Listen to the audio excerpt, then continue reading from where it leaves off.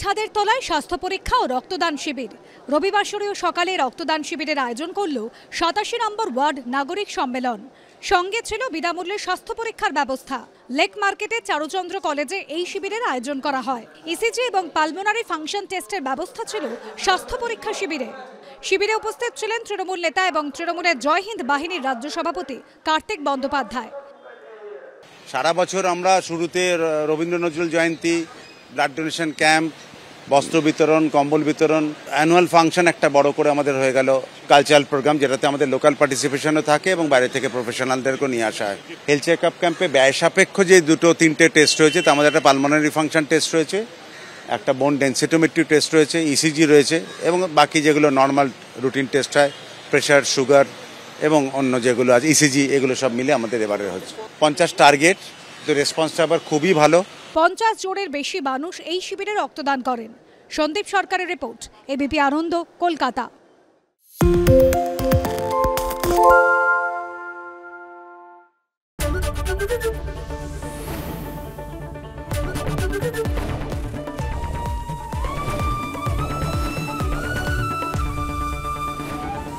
ABP আনন্দ, এগিয়ে থাকে, এগিয়ে রাখে।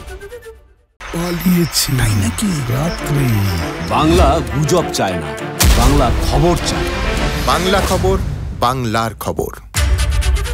শুনতে পাচ্ছি না, বল না। আরে 10 টাকাটা ব্যাপার নয়, আজকে 40 টাকা দিচ্ছি, কারণ 40 টাকা। বাংলা গলাবাজি চায় না, বাংলা খবর চায়। বাংলা খবর, বাংলার খবর। বাংলা ঝামেলা চায় না, বাংলা খবর চায়। বাংলা খবর, বাংলার খবর। বাংলা চেঁচামেচি চায় না, বাংলা খবর চায়। বাংলা খবর, বাংলার খবর। আরে চাটা দে। এই আমার একটা চা দেন। কি হলো আমারটা? বাংলা পক্ষপাত চায় না, বাংলা খবর চায়। বাংলা খবর, বাংলার খবর। পালিয়েছে তাই নাকি? রাত্রে বাংলা গুজব চায় না, বাংলা খবর চায়। বাংলা খবর, বাংলার খবর।